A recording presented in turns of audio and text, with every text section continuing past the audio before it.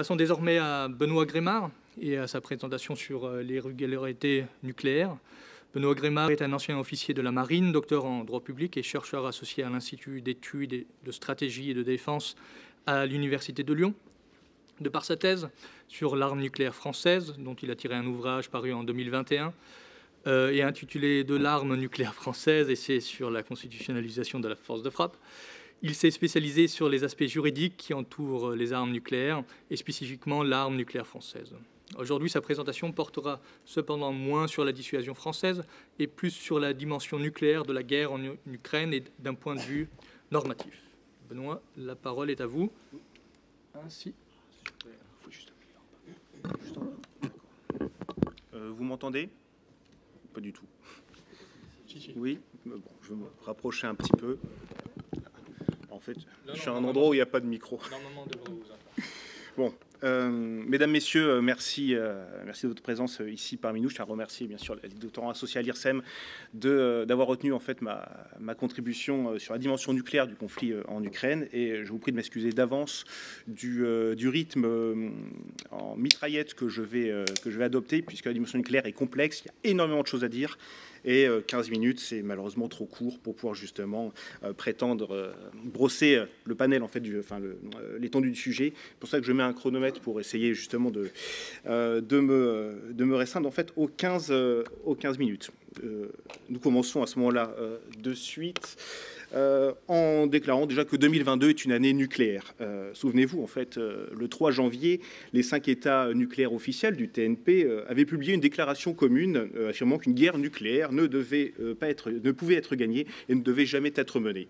Or, la Russie, membre permanente du Conseil de sécurité, en dépit de cet accord de vocabulaire commun, est entrée en guerre contre l'Ukraine le 24 février et a mis en alerte les composantes de sa force nucléaire tout en brandissant la menace de son emploi. Cette situation questionne donc sur une situation qu'on pourrait dire exceptionnelle, puisqu'elle emploie en fait la menace et la conséquence de l'emploi des armes nucléaires dans un conflit de haute intensité. Qu'il est nécessaire à ce moment-là, de notre part, de normaliser en droit public, d'essayer tout de même, un droit public pourtant sujet aux instrumentalisations. Le président russe ayant menacé dès le 11e jour du conflit de priver l'Ukraine de son statut d'État.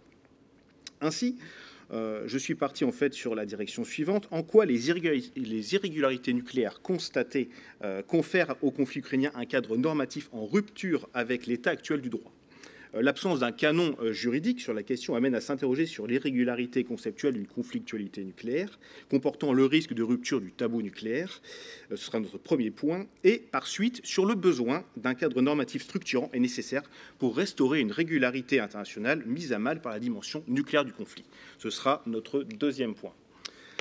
Le premier point, donc, la recherche du cadre normatif de conflictualité, à savoir, donc, faisons un parallèle avec l'Ukraine et le tabou nucléaire.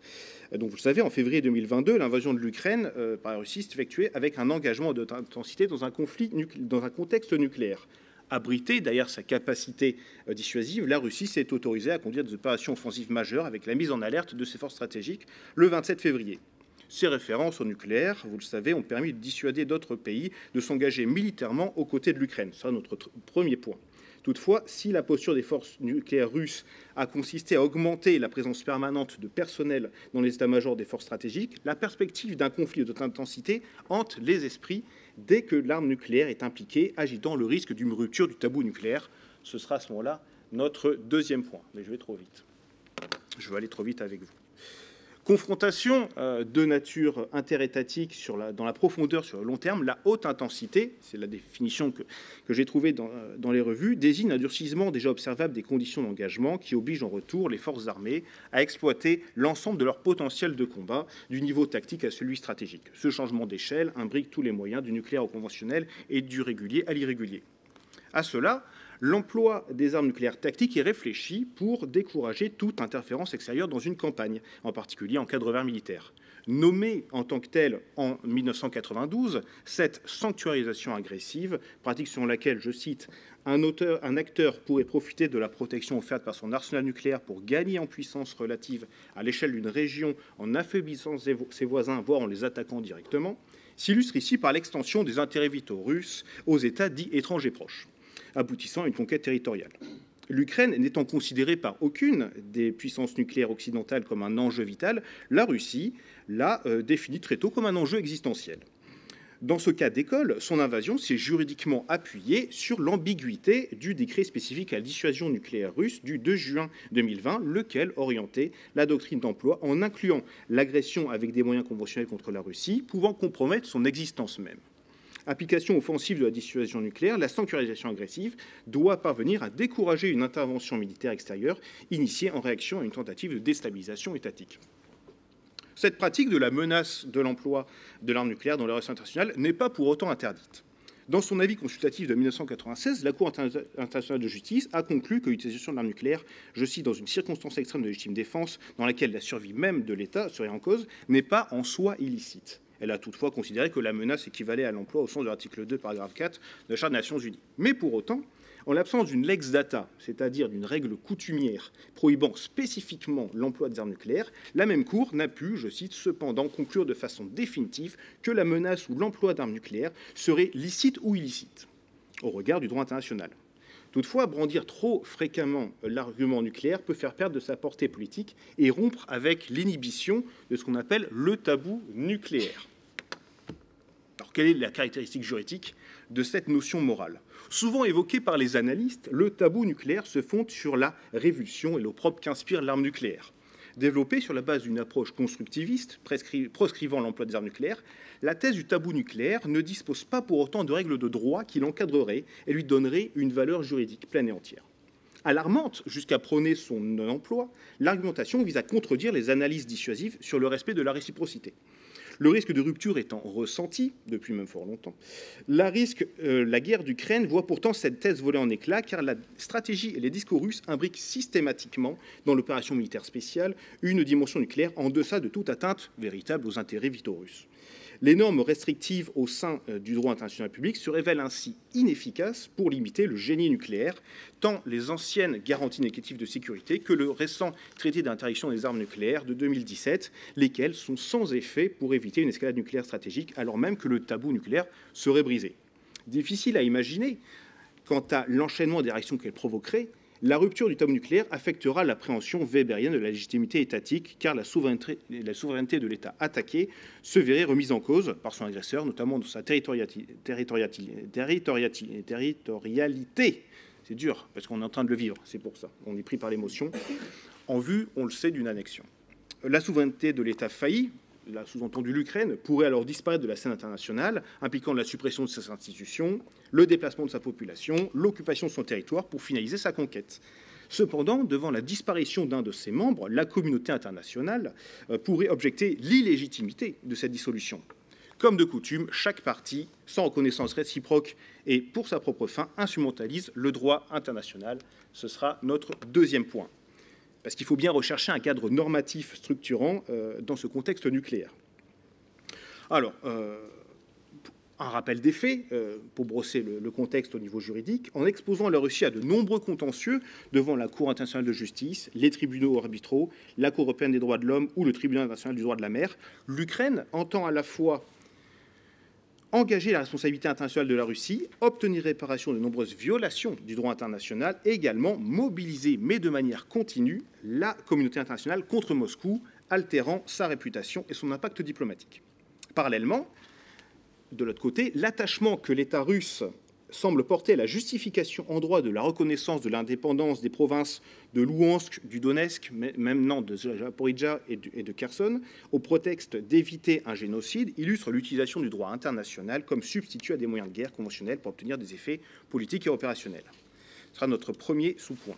Alors que l'ambiguïté demeure quant à l'usage des capacités russes, lesquelles sont des matériels, vous le savez, à double capacité, caractéristiques qui brouillent l'interprétation d'exercices russes engageant ces moyens, le droit international, il ne faut pas l'oublier, a pour enjeu la souveraineté étatique, qui est la finalité du conflit de haute intensité. Premier sous-point, oui, on est bon. Est-ce qu'on assiste à ce moment-là à un droit hybride ? C'est-à-dire que la régularité juridique est remise en question par le conflit en Ukraine. En donnant l'exemple, par exemple, que les armes nucléaires tactiques peuvent soutenir avec succès des objectifs expansionnistes, ce précédent juridique ukrainien que l'on est en train de vivre crée une situation plus dangereuse pour l'avenir. Les armes nucléaires peuvent être employées avec succès de manière limitée, sans risque excessif d'escalade à grande échelle. Déjà, lors de la crise du Pulwama, en février 2019, l'Inde avait testé les limites du seuil nucléaire pakistanais sans craindre la réaction internationale. Les stratèges indiens avaient conscience qu'une frappe préventive ne pouvait pas neutraliser les armes tactiques adverses et le Pakistan demeurait en mesure de riposter de manière massive. Aussi, bien que le Conseil de sécurité des Nations Unies ait voté une résolution condamnant le terrorisme islamiste, la communauté internationale, à l'époque, a tardé à s'impliquer dans la crise indo-pakistanaise et aucune législation pérenne n'a été produite pour prévenir l'approche des seuils nucléaires. Par ailleurs, la Cour internationale de justice constitue un exemple révélateur en ce qu'elle a naturellement eu à connaître plusieurs affaires relatives au maintien de la paix et à la sécurité internationale comme organe judiciaire, vous le savez, principal des Nations Unies. Dans l'affaire opposant l'Ukraine à la Russie depuis le 26 février 2022, l'Ukraine a produit une instance contre la Russie et a demandé à la Cour de prendre rapidement des mesures conservatoires afin d'éviter notamment la commission d'un préjudice irréparable. Néanmoins, l'absence de reconnaissance expresse de la compétence obligatoire de la Cour par les deux parties empêche de statuer sur le fond de tout différend. L'Ukraine a alors choisi de se situer sur le terrain des clauses compromissoires contenues dans certains traités auxquels les deux États, cette fois-ci, sont partis. Pour autant, sans vous le cacher, et vous vous en doutez, les conditions d'exercice de la compétence en l'espèce n'aideront pas la Cour internationale de justice à se prononcer directement sur les conséquences du manquement à l'interdiction coutumière et impérative du recours à la force, et d'engager par voie de conséquence la responsabilité de la Russie en la condamnant à réparer intégralement le préjudice causé à l'Ukraine. Nous n'en doutons pas. De plus, si les garanties de sécurité conférées par les États-Unis à leurs alliés ont été sujettes à caution par la guerre en Ukraine, les assurances données dans le cadre de la non-prolifération, que ce soit à titre général avec le traité de non-prolifération de 1968 et en particulier avec le protocole de Lisbonne et les accords de Budapest, eux, s'en trouvent délégitimés. Un mémorandum, on le sait, vous le savez, n'a qu'une faible valeur juridique, dépourvu à la fois du statut de traité et d'une formule ferme de sécurité collective. En 2014, la Russie a d'abord renié ses obligations de Budapest en annexant la Crimée et en créant deux enclaves rebelles à Louhansk et à Donetsk. Puis, elle les a reconnus unilatéralement comme des États indépendants en 2022 afin d'envahir l'Ukraine et remettre en cause son existence en tant qu'État souverain. En parallèle, alors que la première conférence des États partis au traité d'interdiction des armes nucléaires s'est tenue en juin 2022, en pleine guerre ukrainienne, ces circonstances révèlent l'invalidation d'une opinion iuris, donc une opinion de droit, relative à l'illicéité des armes nucléaires. Un constat qui est aussi déjà observé au travers de la Biélorussie, laquelle, à l'issue d'un référendum constitutionnel du 27 février 2022, a mis fin à son statut d'État neutre et de territoire dénucléarisé. Et elle a autorisé ipso facto le déploiement d'armes nucléaires russes sur son territoire, dont les livraisons de missiles Iskander ont été effectuées en juin 2022. Somme toute, on le voit, la Russie est parvenue à augmenter sa profondeur stratégique en Europe en dépit de la souveraineté de ses étrangers proches. Ce sera notre dernier point. La souveraineté comme enjeu de haute intensité. La nature du conflit ukrainien, en étant une guerre de conquête qui engage jusqu'à la survie de l'État, amène celui-ci à une mobilisation en masse pour se battre à domicile avec les avantages moraux et les dévastations sous-entendues. Toutefois, l'Ukraine, agissant conformément aux obligations de la Charte des Nations Unies, peut bénéficier de la suspension des obligations de certains traités et d'exonération de sa responsabilité internationale, notamment par exemple les traités commerciaux. Alors que, à l'inverse, dans le cas en fait d'une opération militaire spéciale, l'opération militaire spéciale russe n'est pas couverte par la doctrine. Les arguments juridiques mis en avant toutefois par la Russie, qu'il s'agisse de la référence au génocide ukrainien, je mets entre parenthèses, à la protection des ressortissants russes, à la signature des traités internationaux ou à la mise en œuvre d'une opération de maintien de la paix, sont employés pour justifier juridiquement son invasion d'un État souverain discrédité. Dans cette interprétation opportuniste du droit international, la violation de la souveraineté et de l'intégrité territoriale de l'Ukraine pose un défi à la communauté internationale. Ce faisant, on ne va pas se cacher, la Russie suit de très près le plan d'action qu'il avait mis en œuvre en suivant les mêmes étapes qui précédèrent son occupation, son annexion de la Crimée en 2014, avec le consommement d'un supposé État nouvellement indépendant, à la différence qu'elle avait placé à Sébastopol toujours des missiles Iskander porteurs de charges nucléaires, appuyant la défense de ce nouvel État intérivital russe avec la protection nucléaire, élément de souveraineté. Ces manœuvres, pour paraphraser le CEMM, sous la voûte nucléaire, permettent d'accréditer la thèse d'existence d'État indépendant affranchi de la tutelle ukrainienne en application du droit des peuples à s'autodéterminer et en conférant à ces derniers une personnalité juridique pleine et entière, actée par leur capacité à signer un traité international. C'est la manœuvre qui est employée, pour ensuite être attachée à la Fédération de Russie.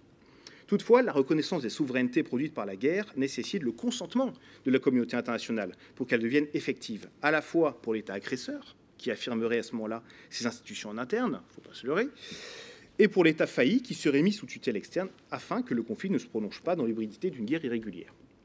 Relatif à l'Ukraine, je terminerai en fait sur ce point, la reconnaissance en 2022 des provinces de Louhansk et du Donetsk, maintenant on pourra mettre aussi Zaporijia et Kherson, était la théorie de la sécession dite corrective, soit l'autodétermination à l'encontre d'un État souverain défaillant.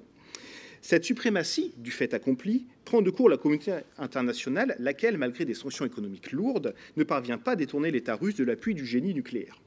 Paradoxalement, à l'interprétation des règles du droit international, les souverainetés issues d'une guerre nucléaire nécessitent quand même l'appui du droit international pour établir des relations interétatiques bouleversées, condition que le droit positif a besoin à son tour pour clore l'épisode de la guerre nucléaire et rétablir à ce moment-là un ordre juridique international efficient.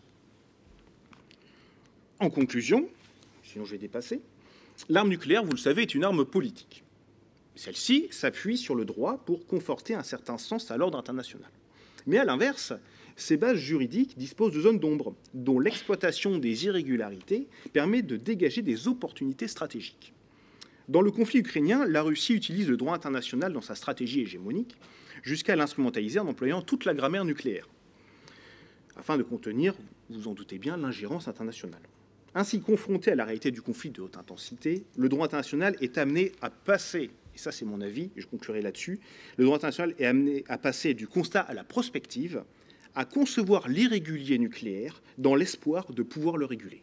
Je vous remercie de votre attention.